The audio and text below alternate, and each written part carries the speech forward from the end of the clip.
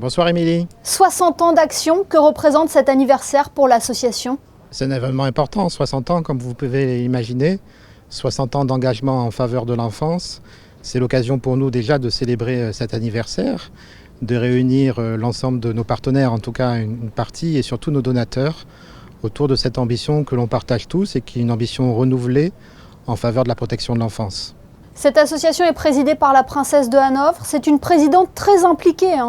Écoutez, oui, on a la chance d'avoir une présidente qui est à notre côté, qui a ses idées sur l'association, sur cette problématique de l'enfance, de protection de l'enfance, qui s'illustre notamment par des programmes comme sur les mineurs non accompagnés. C'est un sujet de préoccupation majeure de notre conseil d'administration, de notre présidente, mais aussi des sujets comme les enfants, ce qu'on appelle fantômes, les enfants qui sont sans état civil, 240 millions d'enfants à travers le monde qui n'ont aucune existence légale. Donc c'est un engagement fort, je dirais, en termes de programmation, mais aussi en termes d'implication personnelle sur le terrain, au jour le jour, et c'est comme ça que nous travaillons. Justement, comment la MAD agit concrètement sur le terrain? Quelles sont les actions fortes que vous menez? Alors la MAD, je dirais, a évolué depuis 60 ans. Ça a été en 1963 une des premières associations créées dans le domaine de protection de l'enfance, avant même la Convention internationale des droits de l'enfant, avec un modèle déjà assez innovant de travailler en réseau avec d'autres associations de protection de l'enfance à travers le monde.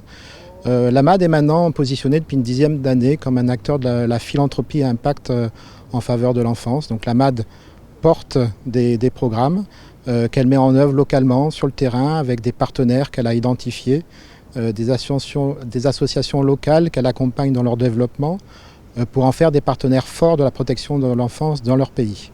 On part du principe que nous n'avons pas forcément nous la solution ici, mais la solution elle doit être portée sur le terrain, elle doit être incarnée sur le terrain et c'est notre contribution. Et puis le troisième métier, c'est celui du métier du plaidoyer, de la communication, de la sensibilisation.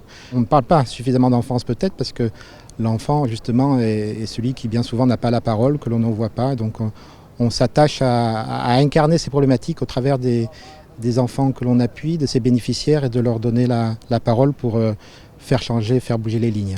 Est-ce qu'il y a des territoires, Jérôme Froissart, où il est difficile d'agir? Je dirais ça se complique un petit peu. Il y a 10 ans de ça, c'était déjà pas forcément facile.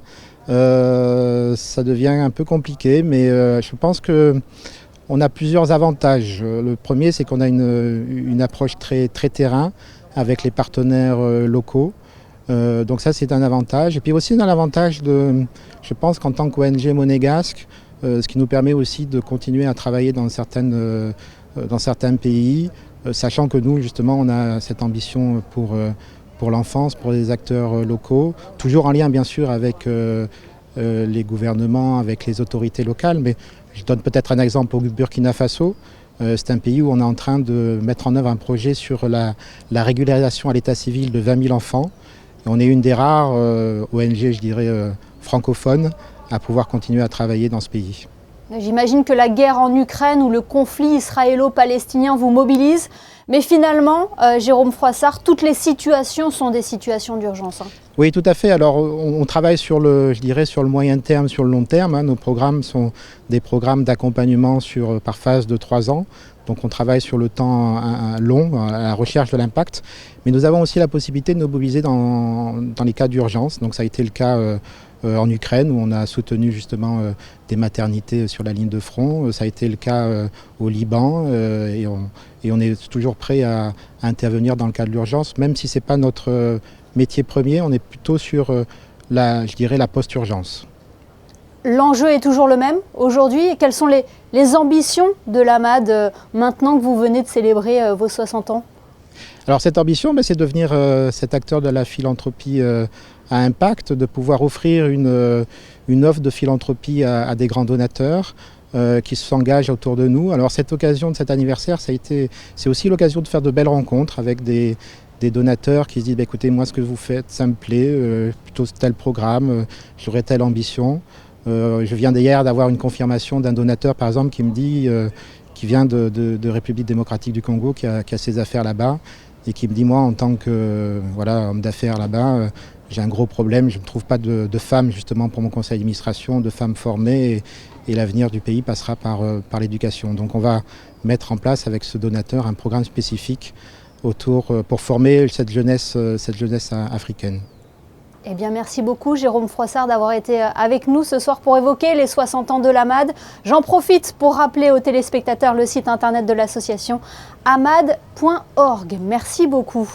Merci beaucoup.